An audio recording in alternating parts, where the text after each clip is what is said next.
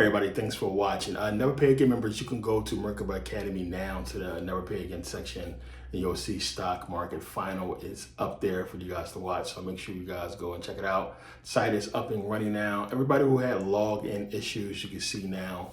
Once you log in, it's a different screen. It'll take you straight to the home room if you're a Never Pay Again member. If you're a regular subscriber, it'll take you straight to the timeline. So it's a different experience for Never Pay Again members versus non-paid members. A lot of people ask about what's Merkabah Academy, what the site is about. A lot of cool stuff on there, courses, which is available for Never Pay Again members. Live lectures going to be coming there. We have that part open up right now, so you guys will see the changes in the drop-down menu. And yeah, so the site is coming along. Going to try to leave it up and running while we update the rest of the site, so you guys won't be locked out again. It should be good to go right now. So you guys can go in, check out the site and see what's new and everything like that. And it's a lot more coming. So we have the gaming section on there for people who ask. So make sure you guys check out the site. And remember, you guys can go to the video section on the site and check out all the videos there. So all the videos are on that video section. You can click on it and watch the video. So make sure you guys go there and check that out. It's an alternative to Podia, but we're coming up with our own platform pretty soon, and you guys will see it on the site. It's going to be completely different and much better than how Podia was. It'll work a lot better.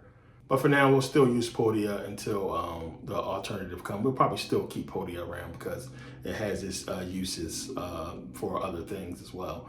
So it's a good place to store videos. But yeah, so make sure you guys check out the site, check out the changes. So it's going to be a lot more games coming in, a lot more courses, a lot of new stuff, as you guys can see.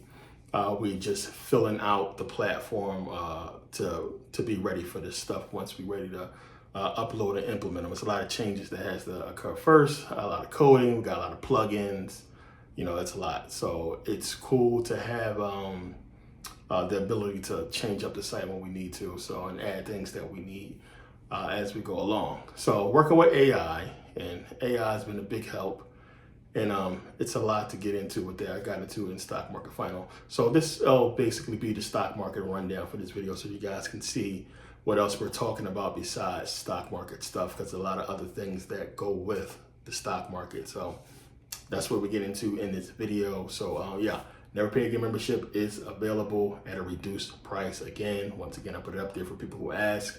Make sure you take advantage. A lot of people ask for a reduced price. A lot of people asked about it. Take advantage of it while it's still there. It's not going to be around long. And yeah, I appreciate everybody who took advantage of the sale. And yeah, it's still, all the videos are still available.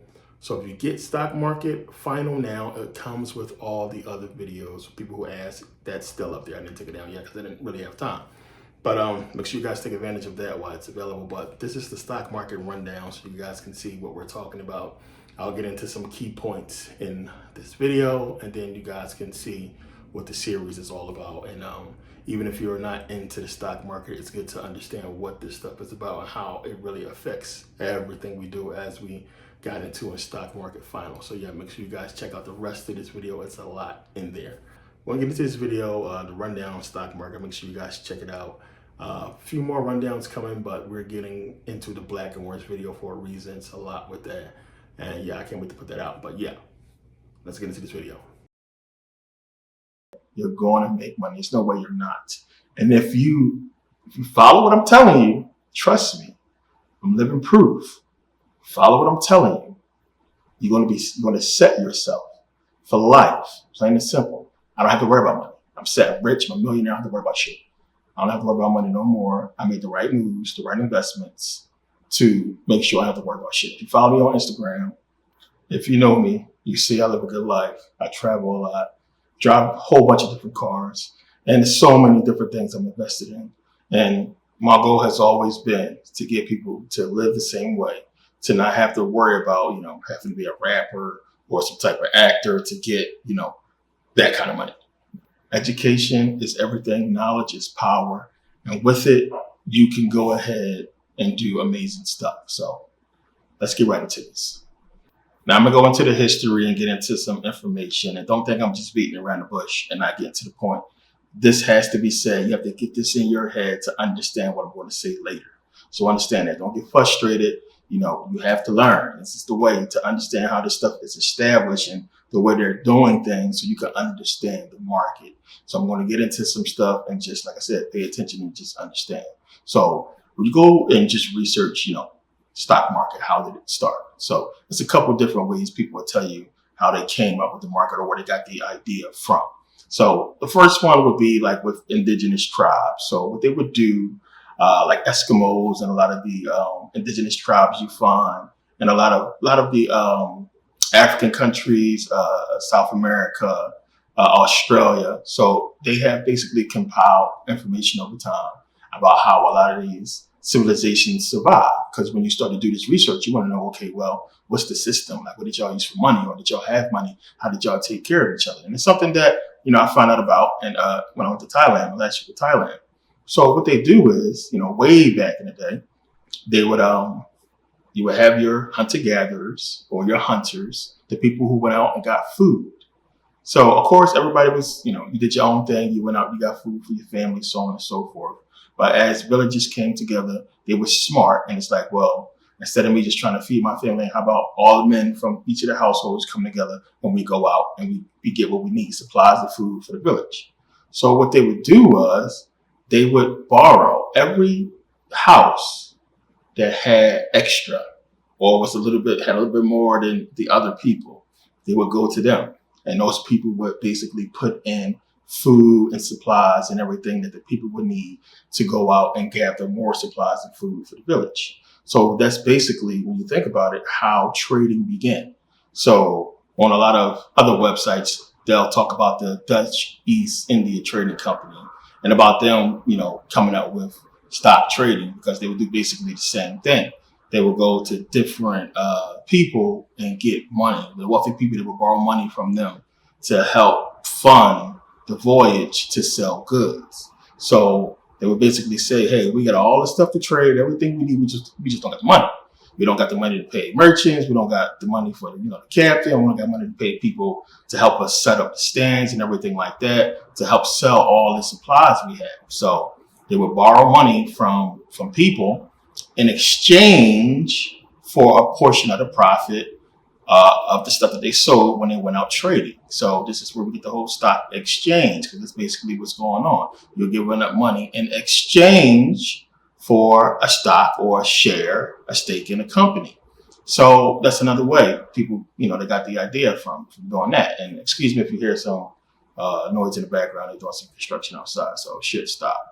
But this is where it came from. So understand that whole concept of basically a bunch of people giving someone or a company a bunch of money so they can go out and do something that's going to make money or not make money.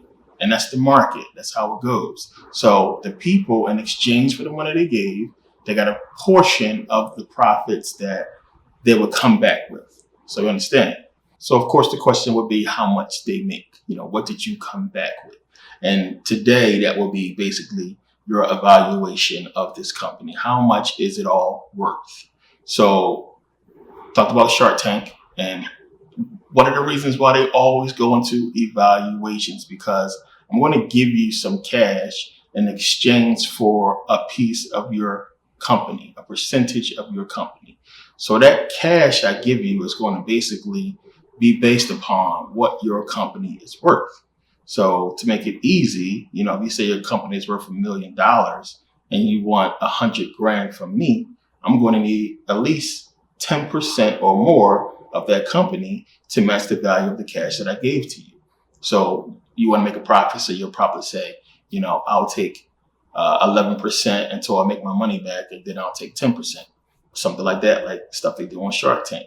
So the evaluation is everything. The evaluation is everything of the company, because that tells you what the company is worth and how much stock you can buy, or usually on the market, how many shares they're going to sell, which some companies don't even, you got to dig deeper. We'll get into this about how many shares are actually out there, because this is what's happening. This is what they're legally able to do. And that's basically over-evaluate their company legally. So the concept is like fractional reserve banking, right? Fractional reserve banking. we talked about this back in the day. How they would do it is, okay, so you had a lot of people who had gold, and they didn't want to carry around all that heavy ass gold. So the gold banks would pop up and take the people's gold in, and they would store the gold for a portion, of the gold, a fee. And as many people came in to give them gold, what they would notice is, well, nobody's coming to take their gold out, like all of their gold. They may come get bits and pieces, but they never come get all their gold. Now, in exchange for the gold that you gave to the gold bank, they would give you a gold certificate for the amount of money that you had on hand in gold. So that certificate became like the first paper money, because instead of going back to the gold bank and getting all that gold and taking it to the person, they would just give them the certificate and say, well, here, you can go pick the gold up. So pretty much over time, people just started to trade the certificates instead of the actual gold. So the gold banks noticed that people were not coming in at one time and getting all their gold out. So they started to loan out money or gold that they didn't actually have. It was the gold of the other people's. So what they would do was, in the beginning, they would give them pieces of gold. People would pay the gold back. Boom, they would make a profit. Put the gold back, nobody is the wiser. But then as the paper receipts became more used and legal, they would just give them the receipts. So basically, you came in and you wanted to borrow money. Instead of them giving you actual gold, they would give you the receipt for gold, that's backed by the gold that's in their reserves already, that's in their bank. And people will go out and do what they needed to do. So the whole thing is really, you only can give out, based on what you have on hand.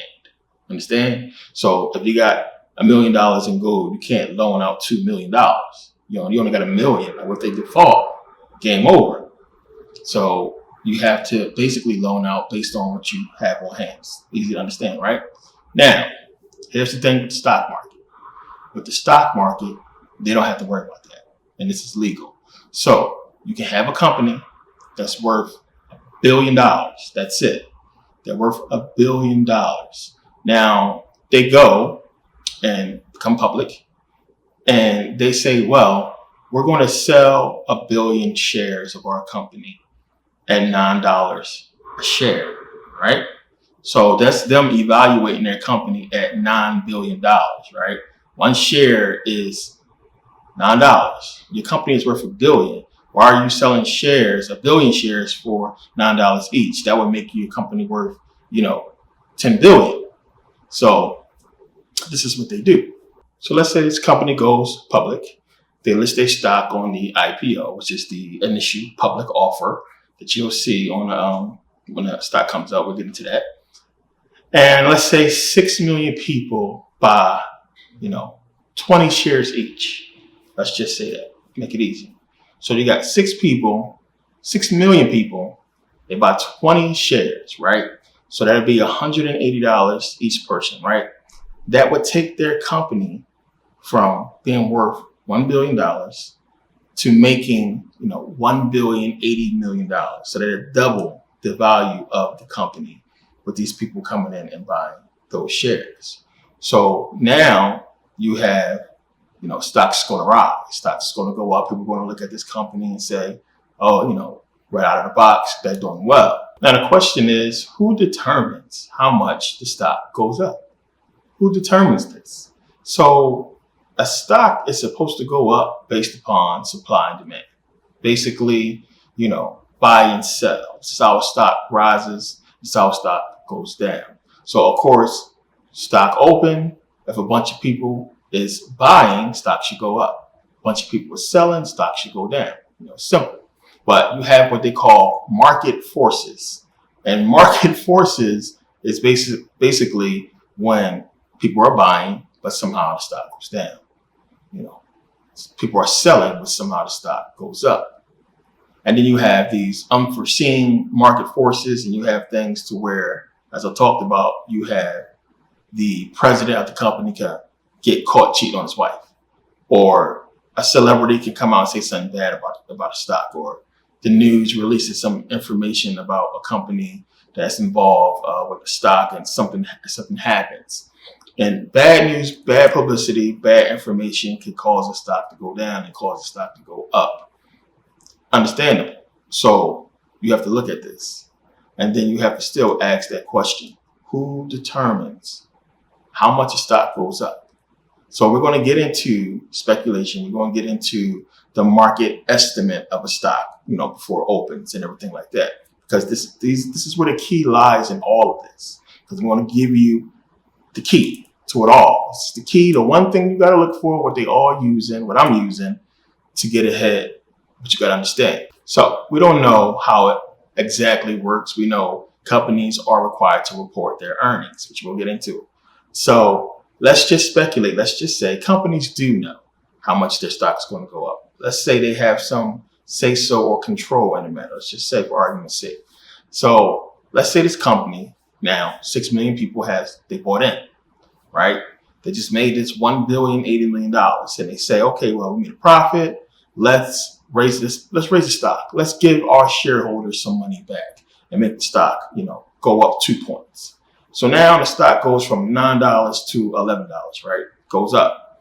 Now the shareholders, the 6 million people, they can choose to sell for a profit right there, which they won't. It's only $180 per share. $180 total, $11 per share.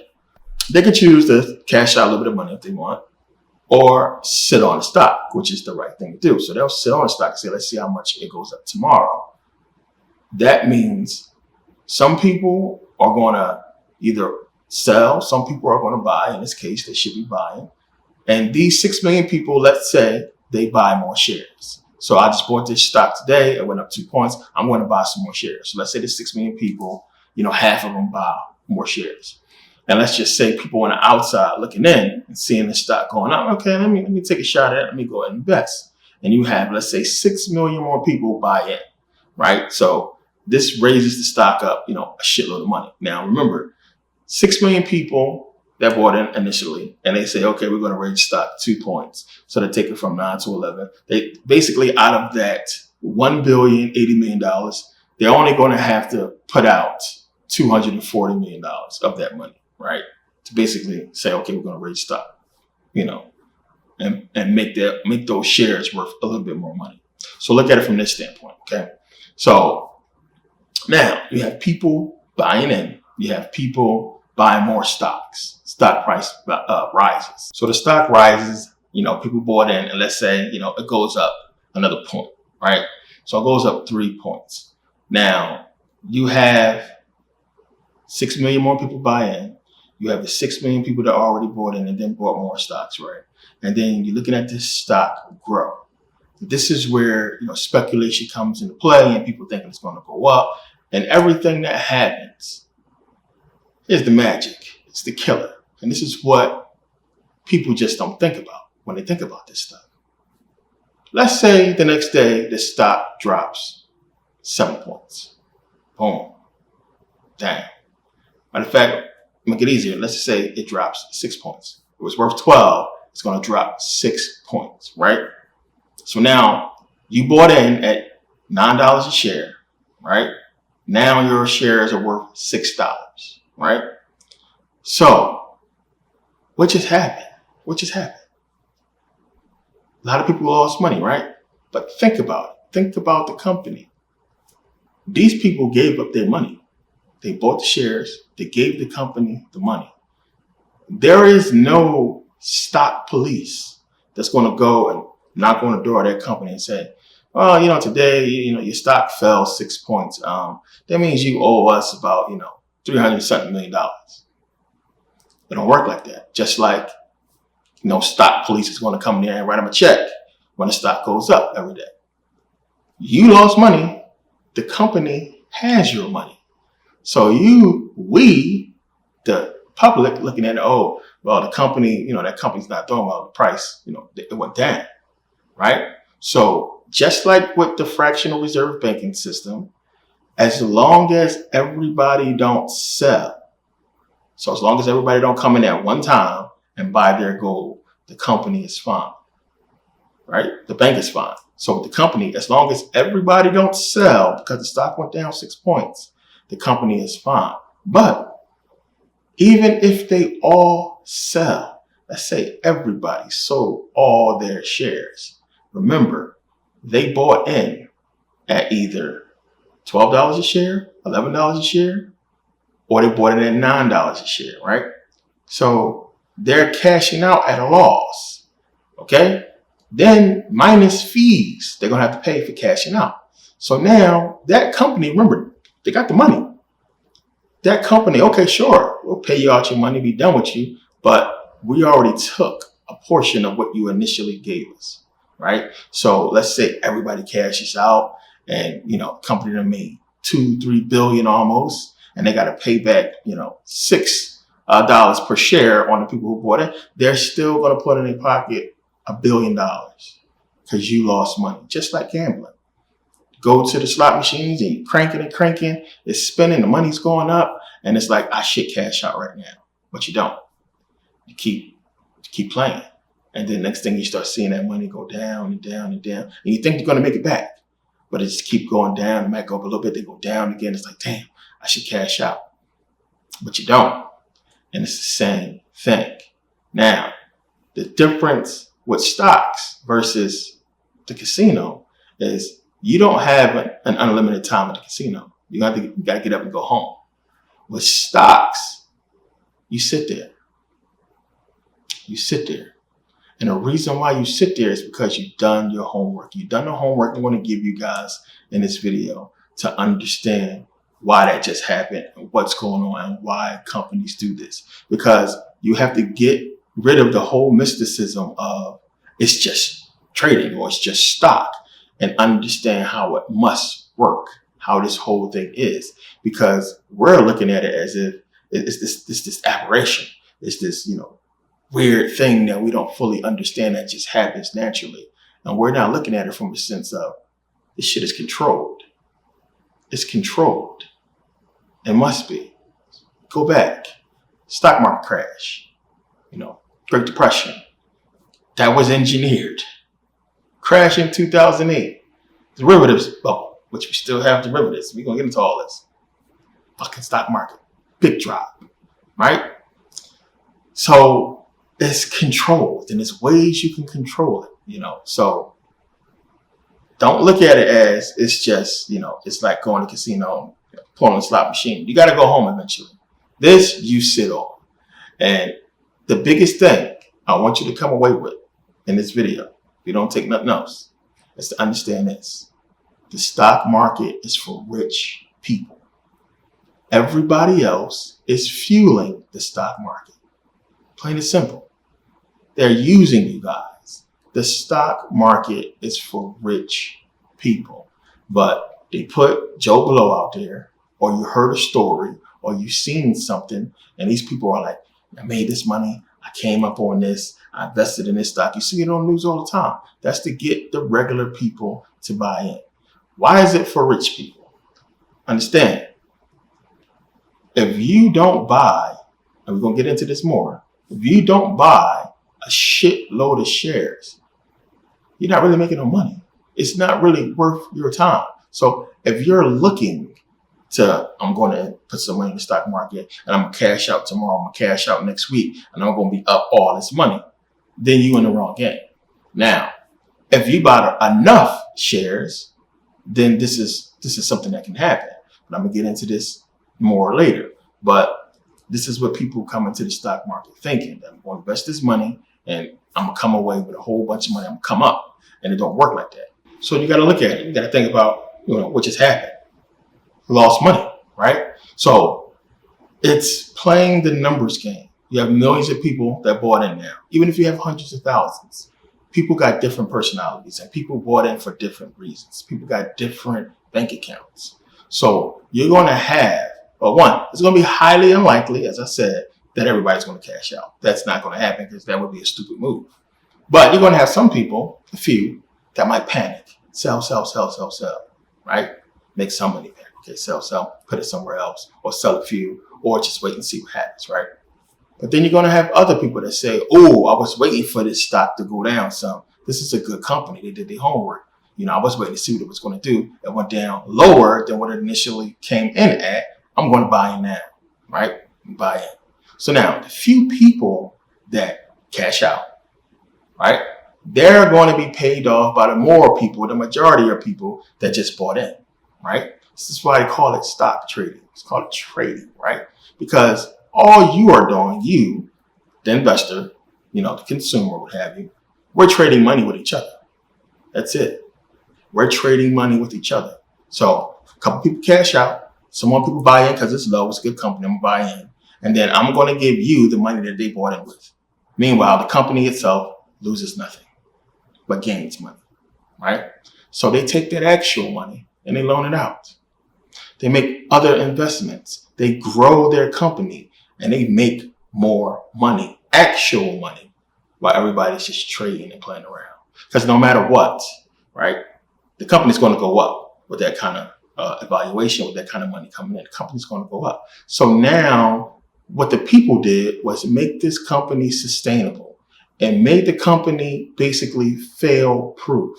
So even if all else fails and stock drop, they can give everybody their money back and it'll make a shitload of money off of nothing.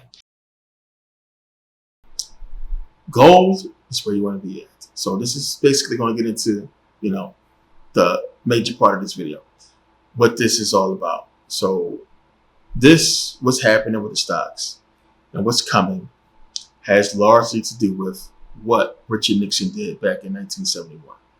And before we get into that, we got to get into what, basically triggered all that with Nixon. And that was the Bretton Woods Agreement. And if you watch previous videos, I've talked about the Bretton Woods Agreement a couple times. So basically you had, after World War II, a lot of countries was, Europe was devastated. It took them a minute to climb out of the debt they was in and the destruction. I mean, France was messed up and a lot of Europe was bombed and it was, they was spending crazy money to rebuild their economy. So what most of the countries over there did was they scrapped the standard. They scrapped the exchange of paper money to gold because they needed all the gold they can have. So you could no longer exchange the paper money for gold. The only country that kept it going was America. And America, what they did, because they seen what was going on, they created the Bretton Woods Agreement, which basically said to these countries that, we'll accept your currency in exchange for ours for the dollar. And the dollar would be redeemable in gold.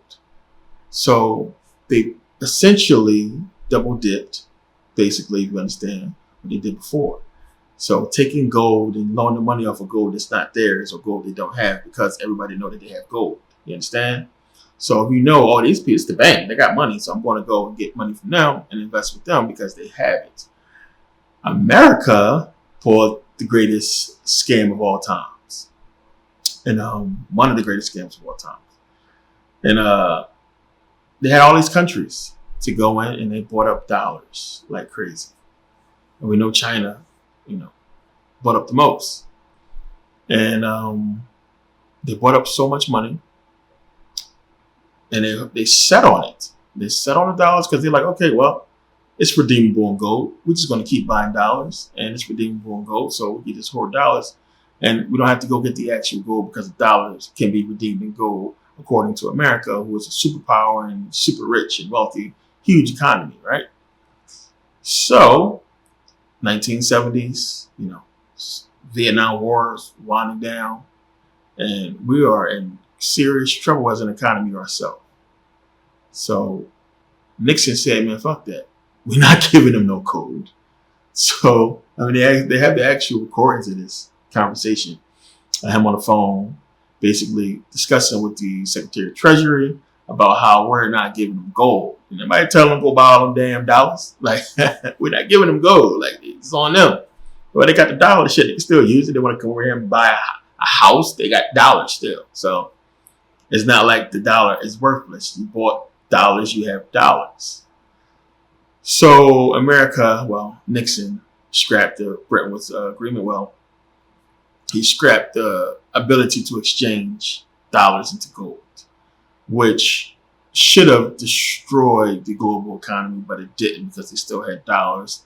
They just came up with new creative ways to, move things further along. So we have a lot of politicians now today, calling for, a reinstitution of the Bretton Woods Agreement, and they understanding what could possibly happen. But let's go through this real quick. Let's read. It says here, the pillars of that order, the International Monetary Fund and its sister institution, the World Bank, because this is what they created after they screwed these, countries out of money.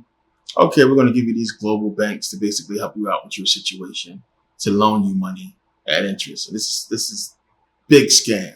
Understand? Okay, I have dollars, then use the dollars. We want to still hold on to these dollars, but okay, well, we have the IMF, we have the World Bank to help you guys out. Big scam. You would think that everybody would have just attacked America, when it happened, but we had allies. But goes on to say, World Bank have been controlled by the United States and Europe since their inception at the Bretton Woods Conference in New Hampshire in July 1944.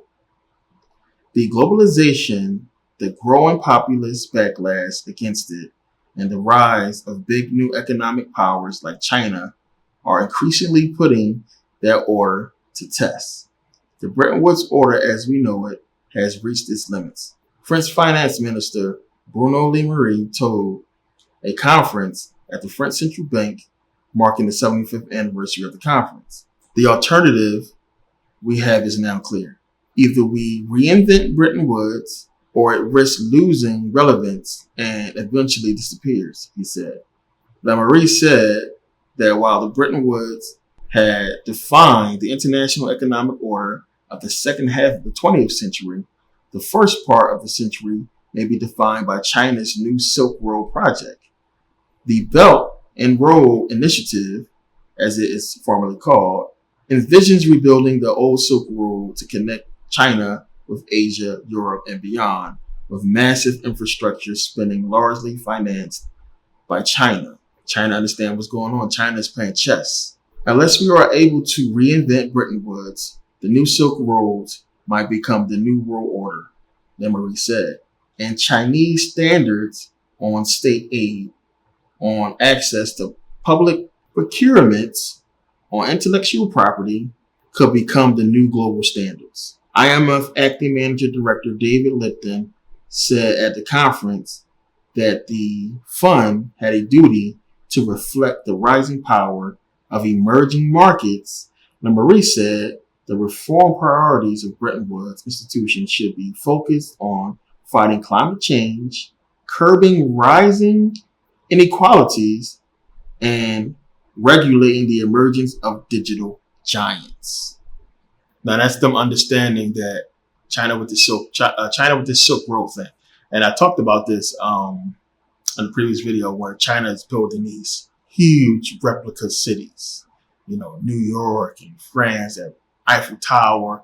I mean, they're getting set, they're poised because they think, well, they're just getting ready. Either way, it's enough people to spread into these places, but their economy is going to blow up. It's going to have an influx of money. What I mean to say, and a lot more people is going to be coming there because if depending on how this go, they just basically setting themselves up to be able to be the superpower. Because if we don't come up with something, and this is what they're going to be pushing, so if we don't do something, China's going to be the superpower, and they're going to have enough to basically cripple economies all over the world. Because if we don't do something, the dollar will fall, and then trust will go to China because of America. What happened with America, which we'll get into in a second. But let's get into America's role in this whole thing. It says here, the role of the dollar and the quest for a new Bretton Woods. After 2 decades, the system established at Bretton Woods Conference proved its inability to adjust economic and commercial imbalances between its member states. Starting from the beginning of the 1960s, the system began to be theoretically challenged by non-Keynesian economists. At the beginning of the 1970s, with the U.S. announcement to suspend the convertibility of the dollar into gold, the exchange system based on the gold exchange standard established at Bretton Woods ended. However, this event did not compromise the role of the dollar as an international currency with its triple function as a store of value, unit of account, and medium of exchange.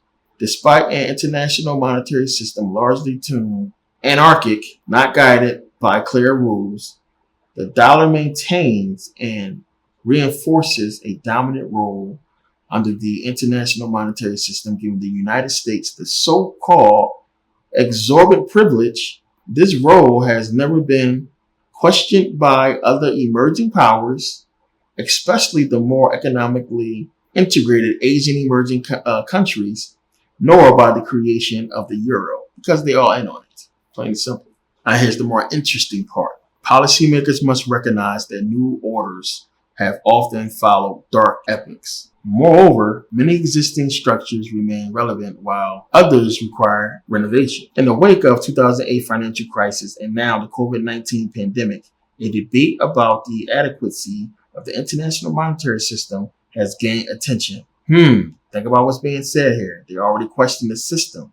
This is them getting ready for it. As trade imbalances, in particular between China and the United States, of course, are leading to permanent tension in the monetary system, which could eventually put the credibility of money as we know it at stake. The US dollar remains, as of 2008, crisis demonstrated, the main safe asset for international relations. And around 3/4 of the international currency reserves by central banks are denominated in US dollars. However, there are at least 3 factors that reintroduce the debate on the role of the dollar and on the necessity of a new international agreement that lays the foundations for a new monetary order and shared rules on international trade. Real quick, let me just say, because now what they're going to do is they're going to have to be able to say, okay, we can't really deal with America, as being the number one currency. And we can't trust nothing that y'all put forth because guess what? Y'all screwed us back in the 70s. Remember? Nixon did, and y'all didn't give us the gold, the whole Bretton Woods thing. So they Larry right now. They got to watch their back. Goes on to say these 3 things. The emerging fragility of economic hyper-globalization and the research for new rules to govern international trade. Technology and the digital divide is coming, which is affecting trade and payment systems worldwide, including the idea of digital currencies that are out of the control of many central banks. And the charged geopolitical and geoeconomic framework, which has reintroduced in this new context the strategic and political use of the dollar, defined as dollar weaponization. In a post-COVID-19 world, 75 years after the debate between Keyes and White about the eventual need for a global reserve currency not controlled by a state, redesigning a new economic world order able to ensure cooperation between nations will be key. What are we talking about? We're talking about a global currency and how they have to convince us, the people, how the Americans want, and the rest of the world and all these patriotic people of their countries, why we have to do this together and have this one currency. They're going to take it. It's going to be the future. Governments eventually are going to get into cryptocurrency and have a government-backed digital currency, as we talked about. What's going to happen. Now, it says here, Wall Street is afraid of the digital dollar. It's from Bloomberg. It says, imagine logging onto your own account with the U.S. Federal Reserve. With your laptop or phone, you could zap cash anywhere instantly. There'd be no middlemen, no fees, no waiting for deposits or payments to clear. That vision sums up the appeal of the digital dollar, the dream of futurists and the bane of bankers. It's not the Bitcoin bros and other cryptocurrency fans pushing the disruptive idea, but America's financial and political elite. Listen, Fed Chair Jerome Powell promises fresh research and a set of policy questions for Congress to ponder this summer. J. Christopher Giancarlo, a former chairman of the Commodity Futures Trading Commission, is rallying support through the nonprofit Digital Dollar Project a partnership with consulting giant Accenture Place to perpetuate America's value, such as free enterprise and the rule of law. We should modernize the dollar, he recently told a U.S. Senate banking subcommittee. For now, the dollar remains the premier global reserve currency and preferred legal tender for international trade and financial transactions. But a new flavor of cryptocurrency could pose a threat to that dominance, which is part of the reason the Federal Reserve Bank of Boston has been working with the Massachusetts Institute of Technology on developing prototypes for a digital dollar platform. It's coming. Other governments, notably China's, are ahead in digitizing their currencies. In these nations, regulators worry that the possibilities of fraud are multiplying as more individuals embrace cryptocurrency. A lot of these new cryptocurrencies are making moves, and we're waiting for just something new with the whole thing that's going to start shoot things up, which I believe we're going to see that coming soon as far as, the shift in the economy when all that starts to happen. It's Christmas time. Christmas is coming up. Thanksgiving's coming up. Black Friday, so on and so forth. End of the fiscal year. They want their money. These companies have lost a lot. A lot of companies went under. This is the year where they want to reap a lot of that money back. You're going to see major sales, major deals on a lot of stuff. Take advantage of it. You're going to see a lot. So they're going to chill and relax for a little bit. But we know, like I said, the hammer's going to fall. We're waiting for the next thing to happen that's going to put us, in trouble or in a deficit or what have you. We're waiting on it. But as far as these stocks, again, be mindful. Keep your eye on them. They will go up and down. Do not stress. It's doing exactly what I told you it would do. So these companies are already, they're in the first stage of raising capital, and they use that money for their new inventions. And then as these new inventions unveil, the stock goes up, so on and so forth. So there's a lot of companies out there that's doing this, and they understand what's happening and how it's going to be a need for this. And the government has already issued a bunch of grant money for patents, for everything involved with digital health. So if you're an inventor or somebody who can do this stuff, it's money out there, which we'll get into this. I want to read this here from Redera Health. It says, in light of COVID-19, chronic conditions management has fundamentally changed forever. HealthSnap co-founder and CEO Samson Majid said in a statement, over the last 18 months, patients has experienced the Netflix effect of healthcare by receiving care in their homes when they want it, and we don't see the adoption trends of virtual care slowing down anytime soon.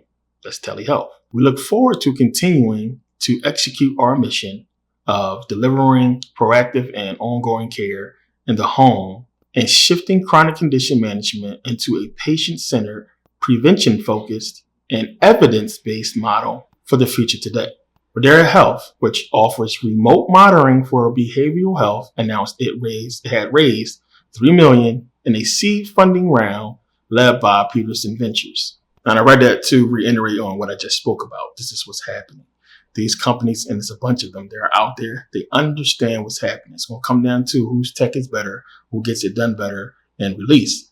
You can only do this with money. It takes money. This is why, out of the blue, these stocks are popping up and these companies are doing what they're doing and getting the stuff out there. They're poised. They're waiting. They're waiting for the government to do this. They're waiting for everything to start passing, and then the government start implementing this evasive technology, which they're going to start talking about. Telling you, I got a video coming on this. And you had Elon Musk talk about the microchip in the brain, the breakthroughs in technology with the brain is crazy now.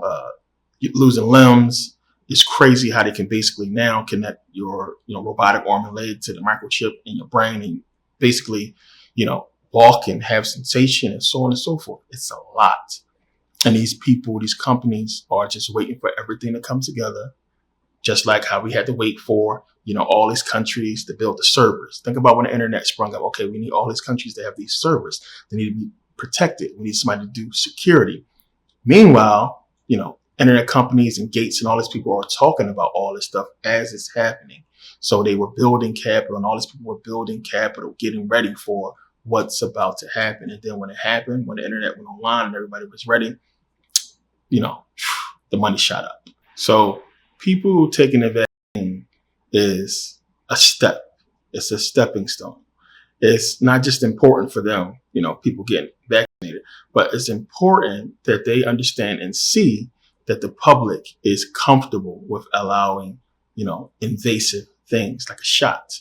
It's important for them to see that, oh, well, they would allow a shot that we're telling them has nanoparticles in it. Then when the technology comes, maybe they'll allow it, since the ramifications or the purpose for this stuff is going to be off the charts. So a lot of it is them waiting for the stuff to come out and public acceptance. So they want to see the numbers grow. But as I said, and I'm telling you now, there's no way people are not going to get it when you see what's coming. People are going to want it. And they advertise well. We know how they know how to brainwash it. Once they gain a lot of public interest and trust, stocks will flourish. I think it's going to be pretty soon, which is why it's good to get in while the stuff is low, because these stocks are going to be trading in the hundreds and possibly 1,000 soon. Trust me. So people never thought that Amazon would be in the thousands, 4,000, 3,000. Nobody would never think that. And when I first got into Amazon, when it was at 500, when I bought in, never would have thought it would get this high. And this is one of the stocks I still hold that I'm glad I have. But I'm pretty sure, PlayStation 6 or 7 or something like that is going to have some type of feature or some type of game system, maybe Switch or Xbox, what have you, is going to have some type of feature where it can interact with the body, to where your body is the joystick because of the nanoparticles that they put in it. Something like that will come in and it's just going to change everything. Think about the ramifications for this type of technology. There won't be no more need for money, no more need for passports or ID cards or what have you. You can, just by you being in front of your door, it unlocks because it reads your body signature. You getting on the plane would be easier. Security for what? Just read you. We know who you are. And it's stuff that's going to make society way better, way easier. And people are going to love it. But it's the control part, and psychos and crazy people having the controls is what's going to be the problem. And that's what's going to be, why we'll probably have a separate society. People who are just regular plain, just like, Zion and the Matrix, and people who are jacked in. This is coming. Trust me. Trust me, it's coming. So this is what they're waiting for. But again, get in on the ground floor, hold on to these stocks, buy as many shares as you can. You will be a multimillionaire within the next 10 years or less, for sure, on these stocks. If you buy enough, be smart, hold on to them. Earnings report is going to yield a lot of information as far as where we're going to go with this crypto, whole crypto craze, as far as things being converted over. And it's a big deal, because when you start paying attention now, more than ever, they are encouraging minorities to invest in crypto. It's been a big ongoing thing for years now, but they have ramped that up with minorities investing in cryptocurrencies. You're seeing a lot of groups down in City Hall, probably in your city, the White House, a lot of groups out there trying to get the word out about cryptocurrency and how to invest and understand the blockchain and everything like that. If you remember, 50 Cent talked about, 2018, somebody paid him in crypto. He just completely forgot about it, and he ended up making like 6 or 8 million or something like that. But you're seeing more and more celebrities come out and talk about crypto. You have whole thing with Megan Thee Stallion in crypto. You have people like LeBron James and many other celebrities, Matt Damon, and all these people really coming out, and they're flooding the internet. They're flooding social media. They're flooding TV with crypto commercials promoting crypto. And, you can see where it's going. You see with the Staples Center, gone.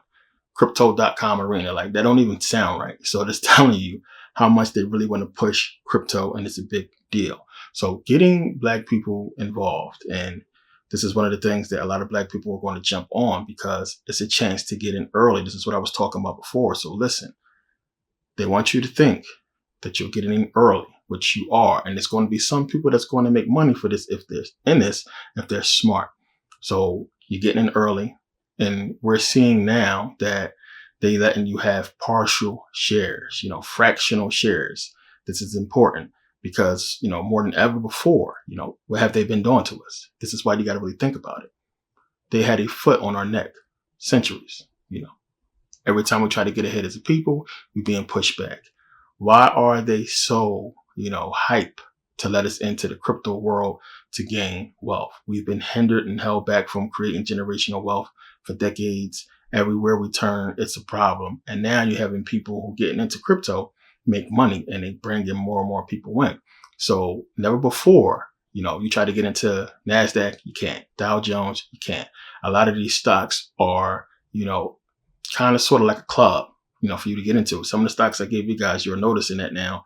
They're not just letting anybody in. It's amount you need to buy or a certain type of portfolio you need to have in order to get in. So them allowing Black people in, minorities in, and we can see the numbers, it's huge on the side of African Americans investing in crypto more than anybody else. So in Forbes, it says, a new generation of Black financial enthusiasts are emerging, with 44% of cryptocurrency traders being investors of color, compared with only 35% stock investors. So that's basically saying that you have regular stock like the Dow Jones, what have you, you have crypto. So we have 44% of just the crypto being African Americans versus, minorities, you might as well say, versus in regular stock. A study from the NORC at the University of Chicago found these crypto traders are younger and more diverse in terms of race, ethnicity, and gender due to financial inclusion, along with the democratization of global economics that's attracting a wide variety of people. Could cryptocurrencies finally be the way for African Americans to take our financial fortitude back by letting it become our economic empowerment language? The breakdown you need to know. Black Americans need to make big moves to make up for stolen financial time, and crypto investing could help. Institutional policies ranging from Jim Crow segregation to modern day redlining have disenfranchised Black people from building generational wealth. In fact, Black people hold just 3.8% of 116 trillion in wealth in the U.S., according to data from the Federal Reserve. Culture Bank reported that the data shows that while fewer Black Americans invest in stocks than white people, they are actually more receptive to holding cryptocurrencies.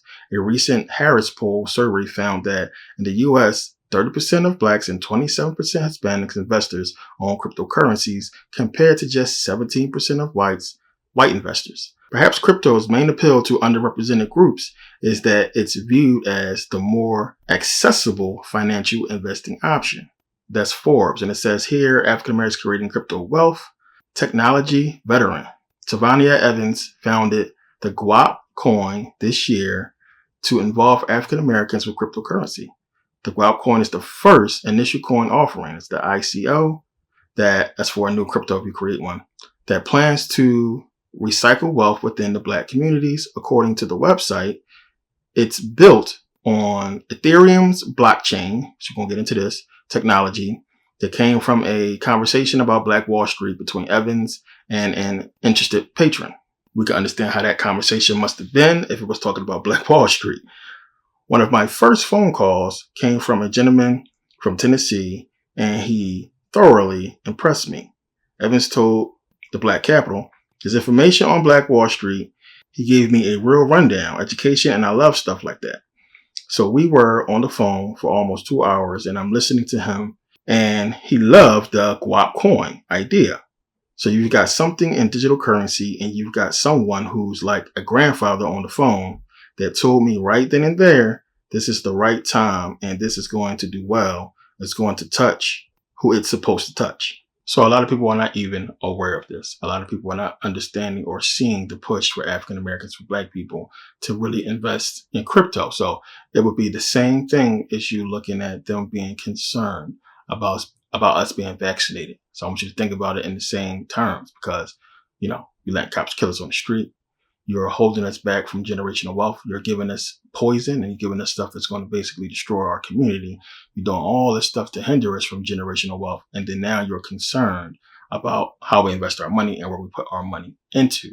So we got to think about that. A lot of people are not aware about the pushes and even jobs. And you see a lot of jobs offering to pay in Bitcoin. A lot of companies as well accepting Bitcoin. And it's crazy. Ether as well. So when you look at it, you got to step back and you got to say, it's crazy. And we never would have thought we would be able to get into, stocks at that level. And for them to get us in, they came up with fractional shares. So with fractional shares now, you try to go buy a stock of, Amazon, it's 3,000 per share. So now you get a fractional share. Same thing with Bitcoin. And then by you getting these fractions of a share, which, eventually lead up to a full share, you're able to spend money every week or take money out your paycheck to go ahead and invest in cryptocurrencies. This allows the poorest person to get in and start investing and start making money and understanding how it works. And there's a lot of different ways to make money besides just investing, which we'll get into. So you got to look at this and understand, how this whole thing works. And just a quick understanding about fractional shares. It says fractional shares are exactly what they sound like: a piece or a fraction of a single share of stock. To put into historical perspective, it wasn't all that long ago that stock trades were generally made in round lots of 100 shares. If you venture into the world of odd lots or anything less than 100 shares, you paid a higher fee. Eventually, as trading costs continued to drop, it became common for investors to trade as little as a single share. For many years, that sounded pretty good, unless you were interested in owning a stock in a pricey company like, as I said, Amazon, Alphabet, or Apple. A single share in many of those company stocks run into hundreds or even thousands of dollars, putting them well out of range of many investors. Enter fractional shares. Now, suddenly, the price barrier is removed. With just the click of a mouse, you can buy or sell a sliver of a share and begin your journey as an individual stock investor. Investors can own the biggest names in capitalism without paying for freight for a share of Apple, Netflix, Alphabet, or Amazon. And they can do it for as little as a penny. Fractional investor popularized by stock trading apps like Robinhood and SoFi surged this spring as legacy brands like Fidelity, Charles Schwab, and Interactive Brokers jumped into the fray. It allows investors to buy partial shares by the slice, an option that has particularly resonated with millennials in recent months as the U.S. stock market clawed back from its March lows. Robinhood, whose clients have a median age of 31, added more than 3 million accounts during the first 4 months of 2020 and now has more than 13 million users. Robinhood looks very nice and it has an ease of use that I haven't experienced elsewhere, said Tomas Garchichirina, 25, who has a degree in quantitative finance and works for a startup in New York City. I own whole or fractions of shares in Tesla, Apple, Google, and Microsoft. So one of the main appeals of cryptocurrency is its decentralization, meaning it is not centralized. It's peer-to-peer. It's a bunch of people who decide what's going to happen versus, a central, one thing, one entity, basically. So with it being decentralized, you have, more eyes on it, more transparency. It's safer. It's just better for it. And, everybody has a stake in the stock doing well and everything working well with cryptocurrency. Like, you want it to work well because that's how you make your money, which I'm going to break down. So, we have what central banks, they control everything. They control the interest rate. They control where the money goes and how it's allocated and, so on and so forth. And they don't do what's best for the people. So if you want to put your money in something, because you already know, if I go invest in one of these companies, these corporation stocks, Microsoft, so on and so forth, they're controlled by, the news can cause the stock to go up or down. And, it's the same thing with crypto, but there's people behind these corporations to where their decisions affect your money. Whereas with crypto, it's just keep doing what you're doing, people buying, people selling, it works itself out. It's more safe. So we had, of course, what's going to happen, as I said, executive order passed by Biden, basically, breaking down how crypto is going to work and not putting any crazy sanctions on it, which drove crypto up, basically giving it a good, okay, saying we're going to monitor this and we're going to do what's best for the investors. And we want to be the leading country in cryptocurrency, which right now we're not. And we'll get into that. And, good stuff, of course. So again, looking at this, just paying attention. We don't want any regulations. We don't want anything coming in between the decentralization of cryptocurrencies, not at this moment when it's like still on the rise. There's a bigger thing to all this, and it's going to blow your mind because this is just, breadcrumbs. And you start to look at stuff. And now, which is the reason why I waited to put this out, you're going to start to see why everything happened the way it did.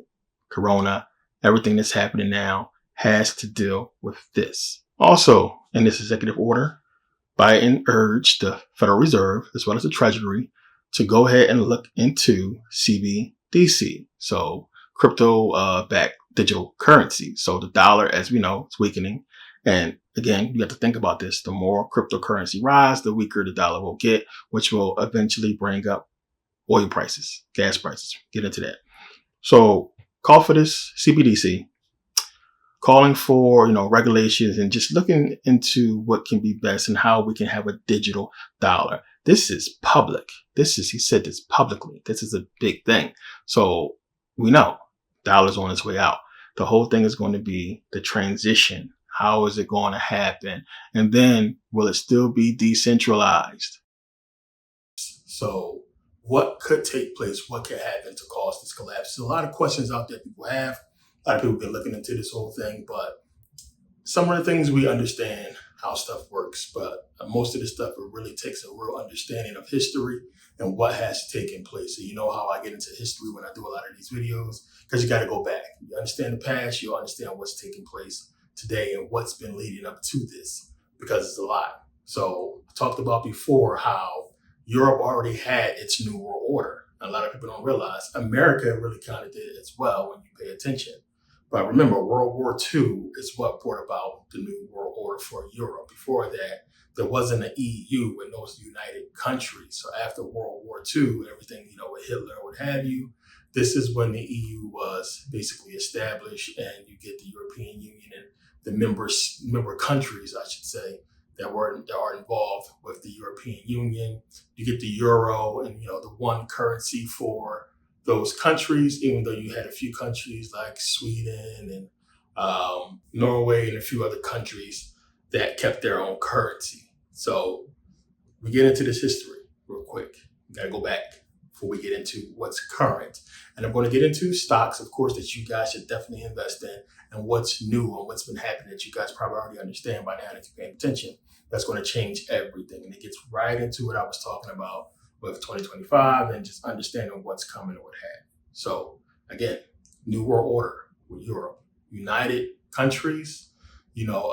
I lived in Sweden, as you guys know, I have dual citizenship. You have the Schengen agreement or what have you, and you have the EU. So basically, if you're part of the Schengen zone, you live in the Schengen zone, you can live anywhere in Europe, any one of the countries, you can live there as long as you are in the country or from a country or hold a passport from a country that's part of the Schengen agreement. So that would basically be like the Scandinavian EU, which Sweden or what have you is still a part of the EU. So just not to confuse anybody. But let's go back. So you go back and you have to understand like the colonies or what have you. Most people understand that we had 13 colonies in America, right? 13 colonies, they understand the southern states or what have you. And most people don't understand that. We know America is huge, a bunch of different states. But most people don't realize that just like Europe, America was the same way. Because, of course, you had a bunch of countries who occupied here in America. Remember, we get the Louisiana Purchase from France, right? A lot of people don't understand that America bought Alaska from Russia. So Russia once controlled and owned Alaska. America bought it for, I think it was like $7.2 million. 600,000, I think it was like miles or what have you, square miles of Alaska. That's a huge, huge, huge, huge piece of land. So understand that when you look at the map, and it's another thing, flat earthers talk about this. You pay attention to the map, and there is a land bridge supposedly that will connect you from Alaska to Russia. So when you look at the map this way, as you can see here, it looks like that could be possible. But it's something that they don't want to talk about because then you have to think about the map being flat. So just throw that in there real quick. But remember, you had all these other countries that occupied America. Spain, France, Great Britain, the Netherlands, Sweden, Russia, and even Portugal occupied lands here in America. So something to think about. So now that really brings into perspective what we have been talking about as far as the conquest, because you got to think about it. We're talking about the 15th century. Columbus supposedly came over 1492 or what have you. So that's recent as fuck when you really pay attention. 1400s. So what happened? What was the history before that in this country? And that's when we get into everything having to do with the Blackamoors and the true indigenous people of the Americas. But you have to really bring it to perspective and think about it. We go back to the 4th century BCE when we have this European conquest start, with the fall of Kemet, and then so on and so forth. We got the 10th century, things was happening. The 11th century, we get the Crusades or what have you. We get Renaissance and everything like that. And then remember, we just start getting into the biblical part of our global history. All this stuff, everything happened from a stretch of the 4th century BCE up until today, which is relatively quick compared to how old, civilizations is. So you think about that, and it's as if an agenda was put in place that set about these people to do what they did. Because once we had a fall of Kemet, as I said, there is just a spark, nonstop conquest, and they're just conquering. And we just took it from the 4th century BCE up into the 14th century or 15th century when we get Columbus or what have you, and then coming into the Americas and everything that followed that up until today. So think about that. That's quick. That's a lot. That's an agenda that's relentless. Same agenda, right? It's going to make a lot of sense. So think about that. So remember, you had this whole conquest happen, and you got to understand, it's just like with Europe. So what happened with Europe, you had World War II, you had all the fighting going on over there during World War II. But it was the same here in the Americas, because those countries I just named that occupied lands in America, there was even either a purchase, like Louisiana purchase, Vermont was purchased, Alaska was purchased, but we had so much war that happened and everything like that. Texas, the whole thing with Mexico and the wars and everything. But it was a bunch of wars that was happening in this country that they don't really talk about on how this country was established. They was going out conquering, killing. So as I said before, how fitting 4th of July, where you had, remember, only the 13 colonies, because people always say, well, wait a minute, slavery, and we was enslaved during this. And as I said before, we only had control of the colonists, only had control of the 13 colonies.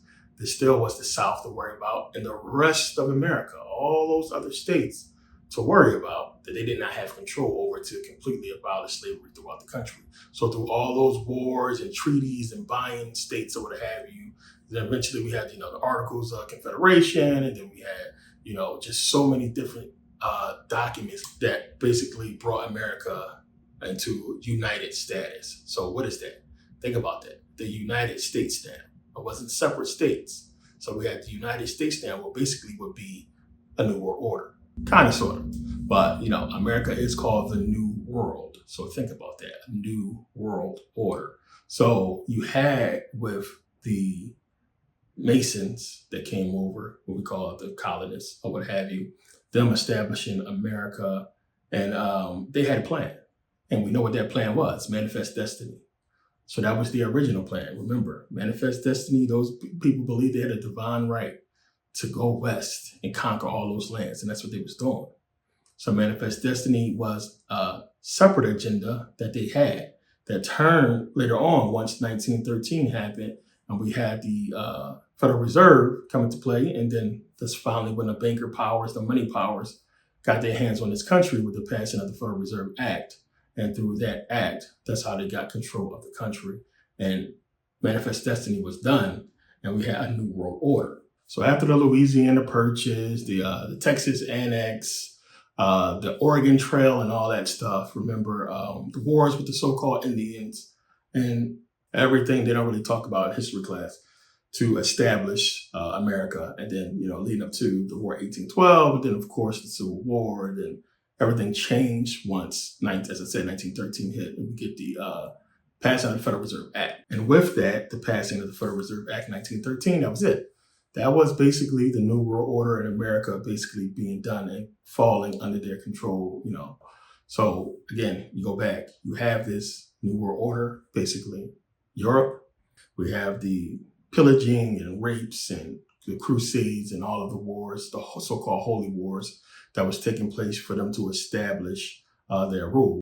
So we don't get the first monarch until probably 10th, 11th century.